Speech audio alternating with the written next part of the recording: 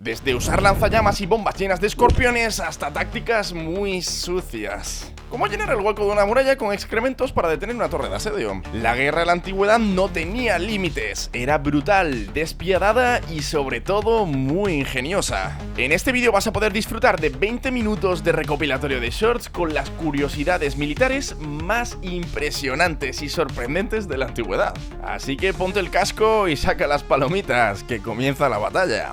Yo soy David Posé y esto es Historia Verdadera. Esta táctica arrasó con el trabajo de meses de asedio en tan solo unos segundos. En el 332 a.C., Alejandro Magno asedió la ciudad de Tiro, situada en una pequeña isla. Para alcanzar la muralla, sus tropas tenían que construir sobre el mar una rampa de 1 kilómetro de largo. Al principio, los tirios se lo tomaron a cachondeo y se acercaban en pequeñas barquitas para reírse de los constructores. ¡Calvo! Pero cuando vieron que se acercaban dos tremendas torres de 46 metros por el terraplén, la cosa cambió. ¡Tengo miedo! Los tirios agobiados intentaron detenerlas a flechazos, pero las torres estaban bien defendidas y no les hicieron ningún daño, así que no les quedaba otra. Llenaron un barco con brea y azufre, lo remolcaron, le metieron fuego y lo estamparon de lleno contra la rampa. Así, en segundos, las llamas redujeron a cenizas todos esos meses de esfuerzo. ¡Me cago en tu... Esta táctica submarina casi logró romper el asedio de Tiro. La ciudad de Tiro fue sometida por Alejandro Magno a un asedio brutal. Para conquistarla, construyó sobre el mar una rampa de 1 kilómetro de largo, pero los tirios la destruyeron utilizando un barco incendiario. Al comenzar a levantar la segunda rampa, los tirios tuvieron que cambiar de táctica. Se lanzaron al mar y buceando comenzaron a arrancar los cimientos de la misma rampa. No hay que tener miedo al fracaso. También se dedicaron a cortar los cables de ancla de las naves de Alejandro, para que no pudieran defenderla. Aunque esto dejó de funcionar cuando cambiaron los cables por cadenas. Ahora te jodes, amigo mío. Este asedio fue roto por una táctica de... literalmente. Hacia el 305 a.C., Demetrio Poliorcetes puso sitio a la ciudad de Rodas. Los rodios eran unos auténticos expertos en defensa y habían ideado una máquina capaz de capturar las torres de asedio enemigas.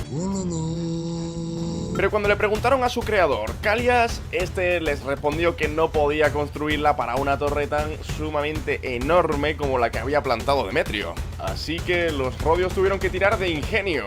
Su anterior ingeniero, Diogneto, ideó una estrategia bastante sucia.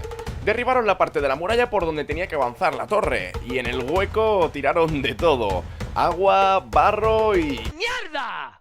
¡Dios! La enorme torre quedó atascada en tremenda montaña de porquería, y así los defensores pudieron capturarla, rompiendo el asedio y dejando una buena mancha en el historial de Demetrio. ¿Por qué se colgaron vasijas bajo tierra durante este asedio? Según Vitruvio, cuando Apolonia fue sitiada, los enemigos comenzaron a excavar túneles para entrar por sorpresa. ¿Qué haces observándome a través de un agujero, guarro? Los habitantes estaban desesperados, no sabían por dónde entrarían los enemigos, pero entre ellos estaba el arquitecto Trifón de Alejandría, que tuvo una idea brillante. Abrió pequeños túneles y colgó vasijas de bronce en su interior. Cuando los enemigos se acercaron excavando, las vasijas comenzaron a vibrar y a amplificar el sonido. Sabiendo así por dónde venían, prepararon un cóctel explosivo: agua hirviendo, pez, excrementos humanos y arenas ardientes. ¡Tengo miedo! Así excavaron contratúneles, encontraron a los enemigos y les lanzaron esa mezcla infernal. Los invasores, achicharrados, huyeron y así Apolonia se salvó de ese terrible asedio. Ahora te jodes, amigo mío.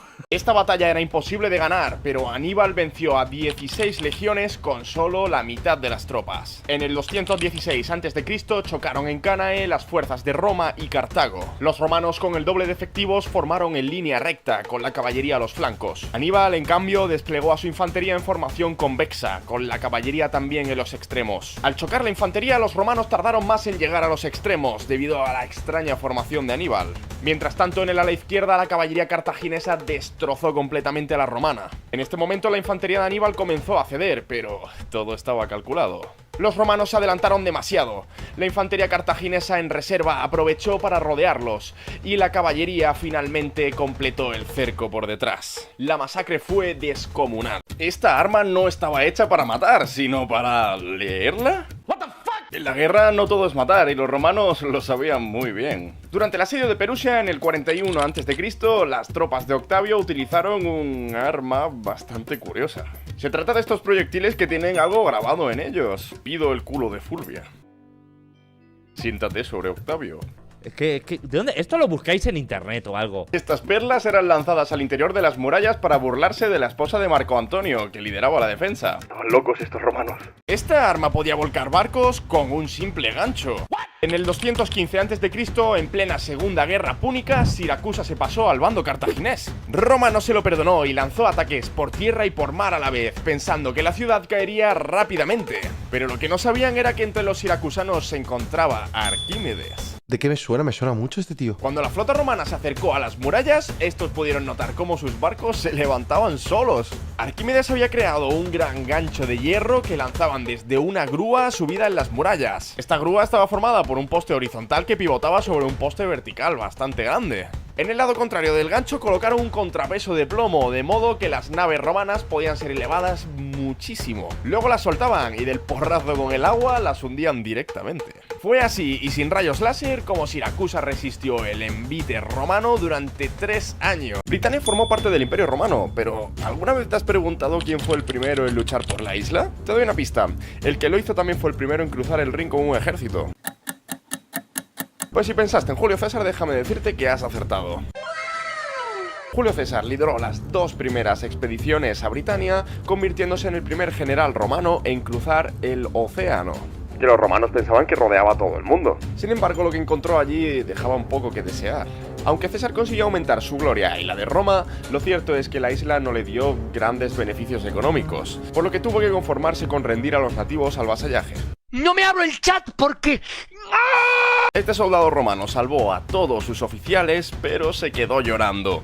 El motivo seguro que te sorprende. Esto le ocurrió a uno de los soldados de las legiones de Julio César. Durante una de sus campañas en Britania, varios centuriones se quedaron atrapados en un terreno cenagoso y los enemigos aprovecharon para abalanzarse sobre ellos. Fue entonces cuando un simple soldado raso, con su espada y su escudo, se lanzó contra ellos, consiguió salvar a sus oficiales y consiguió poner en huida a todos los enemigos. Ante tremenda hazaña, Julio César fue a felicitarle personalmente, pero su respuesta fue insólita. César se encontró al soldado llorando y pidiéndole perdón, pero no por las heridas, no por el dolor, sino por haber perdido su escudo. Se tendría que poder banear a alguien que hace eso. A este soldado le cortaron la mano de la espada mientras intentaba abordar un barco enemigo, pero con la otra consiguió hacer historia. Y no hablo de Cervantes, hablo de Aquilio, un soldado romano que luchó en la batalla naval de Marsella en el año 49 a.C. El propio César cuenta en su guerra civil cómo su flota, más lenta y con menos experiencia, se enfrentó a una armada más aliota, superior en número y en calidad.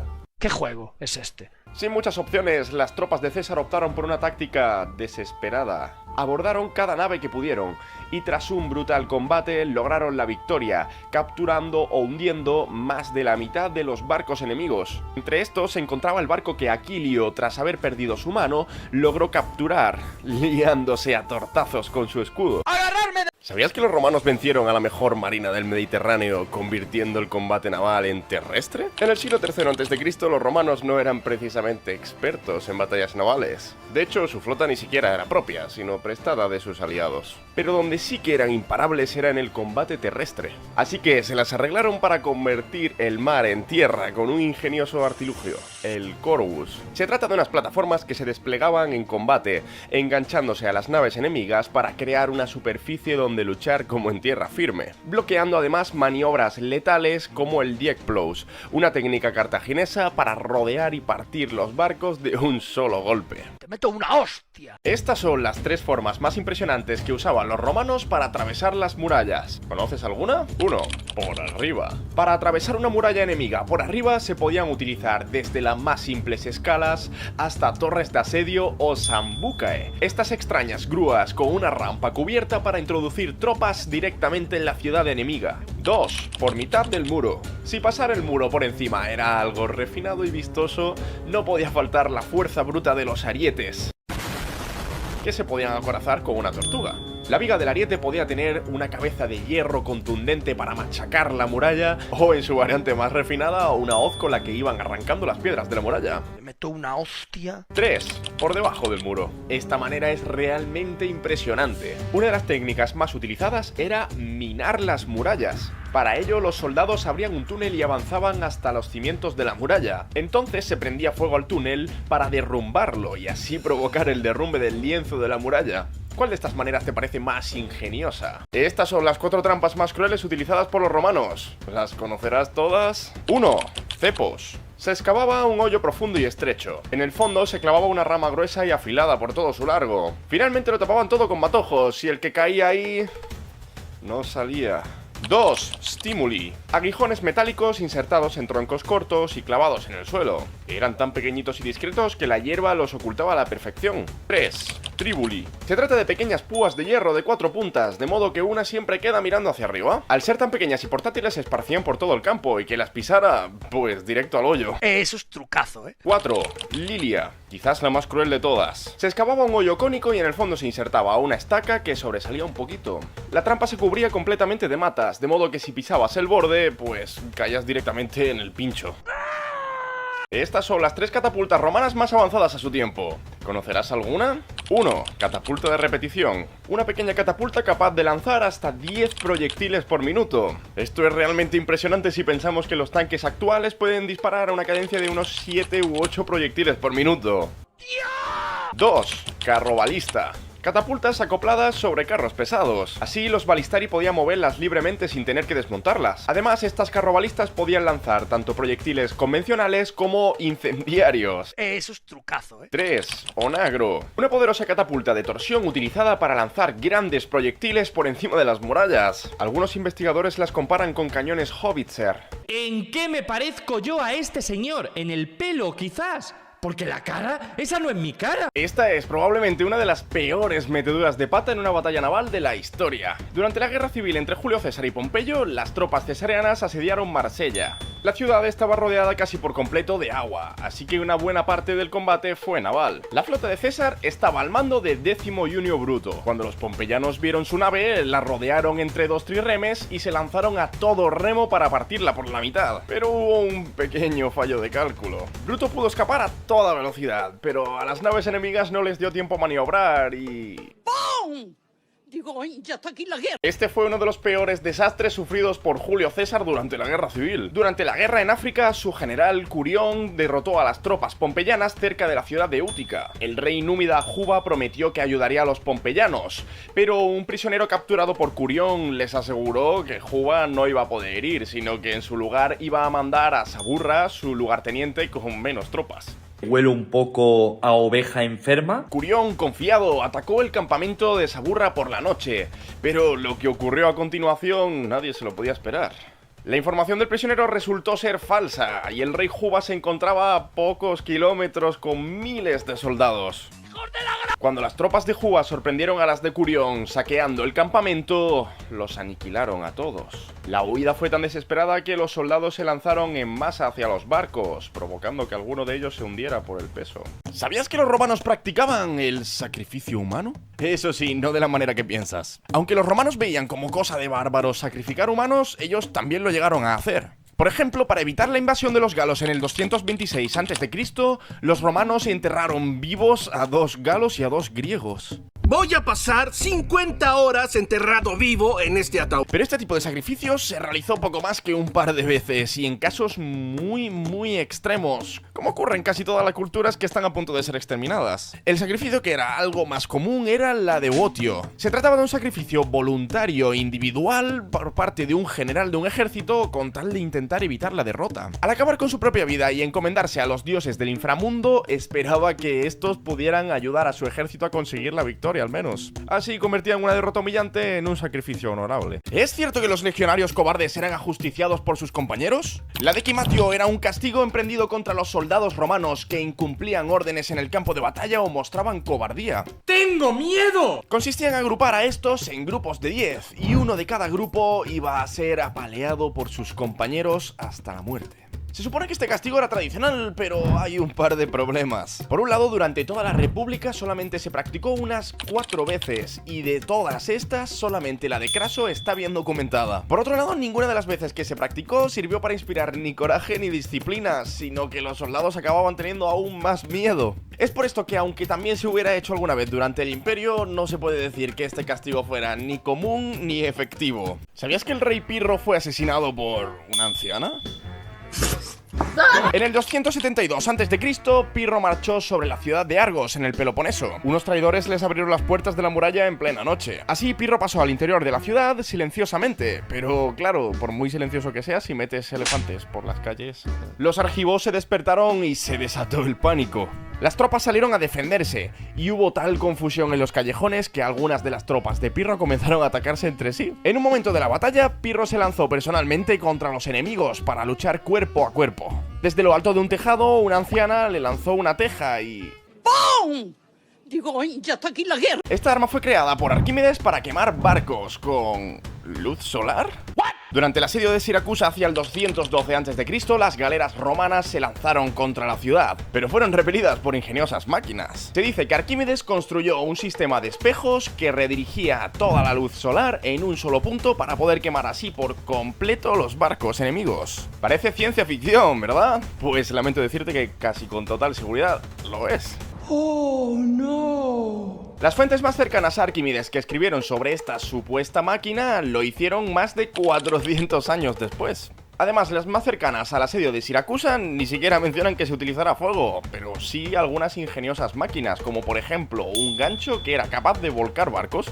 ¿Por qué se dejó de utilizar la falange griega? La falange nació a finales de la Edad del Bronce y fue utilizada por los griegos durante cientos de años. Se trataba de una formación ultra sólida de hoplitas en línea, impenetrable de frente, pero lenta y difícil de maniobrar. Filipo II, el padre de Alejandro Magno, mejoró la idea. Armó a sus hoplitas con sarisas, lanzas de 6 metros. Pero en el 168 a.C. todo cambió. Los romanos y los macedonios se enfrentaron en Pidna. Mientras el ejército macedonio formaba en falange, el ejército romano formaba en manípulos, unidades más pequeñitas y más flexibles. Con estos pequeños grupos, los romanos fueron rompiendo la línea de combate hasta destrozar por completo la falange macedonia. Y así fue como quedó obsoleta la formación que había llevado a Alejandro Magno hasta la India. Esta tropa griega era invencible y su secreto era su homosexualidad. Hacia el 377 a.C., Tebas estaba en guerra contra Esparta, y su ejército tenía que hacer algo para ponerse a la altura de tremendo enemigo. El general tebano Górgidas encontró la solución: crear un batallón de élite con los 300 mejores hoplitas de Tebas. Estos, además de tener un excelente entrenamiento, tenían un secreto que los hacía invencibles. Fueron reclutados junto a sus amantes. Así, no solo luchaban como guerreros, sino como parejas, dispuestas a morir el uno por el otro. Así es como nació el Batallón Sagrado de Tebas, una tropa tan unida y feroz que se ganó la fama de invencible, hasta que Alejandro Magno la aniquiló por completo. Ahora te jodes, amigo mío. ¿Cómo ganaron los espartanos esta batalla con un solo hombre? En el 546 a.C., Argos y Esparta se enfrentaron por la llanura de Tirea, vital para la producción de trigo. Se pactó que la batalla se librara entre 300 campeones de cada bando, que lucharon ferozmente. Tras horas de encarnizado combate, solo quedaron 2 hoplitas de Argos, que corrieron a su ciudad a anunciar la victoria, pero no se dieron cuenta de algo. Un espartano resurgió de entre los cadáveres. Había sobrevivido. Este se quedó en el campo de batalla mientras los de Argos ya se habían marchado y despojó a los de enemigos muertos según la costumbre hoplita. Así, mientras Argos celebraba antes de tiempo, Esparta reclamó la victoria con su último hombre en pie. Eso sí, como no se pusieron de acuerdo sobre quién había ganado realmente, se liaron a palos por segunda vez, en una batalla en la que ya claramente ganó Esparta. Esta estrategia cambió el curso de la historia en plena desventaja. En el 490 a.C., 26.000 persas desembarcaron en Maratón, a unos 42 kilómetros de Atenas. Los atenienses decidieron frenarles antes de que se les echaran encima, así que salieron al encuentro con unos 11.000 hoplitas. Los persas solían empezar las batallas con una lluvia de flechas, pero los atenienses no esperaron ni un solo segundo. Se lanzaron a la carga por unos 200 metros bajo fuego enemigo. Al chocar los ejércitos, el centro ateniense cayó, pero resultaba ser una brillante trampa. Los flancos atenienses pudieron así rodear al enemigo y aniquilarlo. Ahora te jodes, amigo mío. Esta es una de las armas de asedio más surrealistas de la historia. Durante la guerra del Peloponeso en el 424 a.C., los beocios sitiaron a los atenienses en Delion. Para destruir las fortificaciones, los beocios recurrieron a un invento completamente fuera de su tiempo: un lanzallamas. Montaron un gran tubo de hierro en un carro. Por un lado le pusieron un caldero lleno de azufre y carbón, y por el otro lado le pusieron un fuelle. Una vez construido, acercaron el lanzallamas a las murallas y cuando soplaron por el fuelle... Una ateniense al punto por aquí. Desde cerdos en llamas hasta escorpiones voladores. Estas son las 3 estrategias militares más absurdas de la antigüedad. 1. Cerdos incendiarios. Cuando los romanos se enfrentaron a Pirro tuvieron que vérselas con una auténtica pesadilla. Elefantes de guerra. ¡Tengo miedo! La solución, cubrir cerdos de brea y prenderles fuego. Los chillidos de los animales asustaron tanto a los elefantes que huyeron en estampida. 2. Camellos malolientes. Cuenta Polieno que Ciro el Grande venció a los lidios con una táctica tan absurda como efectiva: utilizar camellos solo por su olor. Al parecer los caballos no soportan el perfume de caballo, así que antes de producirse el choque la caballería lidia huyó asqueada. 3. Bombas sorpresa. En el asedio de Atra, los defensores lanzaron desde sus catapultas vasijas llenas de escorpiones venenosos. Al estrellarse, estas liberaban una auténtica plaga venenosa sobre los soldados romanos. Ahora me pica todo el cuerpo. Esta tropa de legionarios no se dedicaba a luchar, sino a curar animales. En la antigua Roma, los animales eran fundamentales para todo, pero especialmente en el ejército.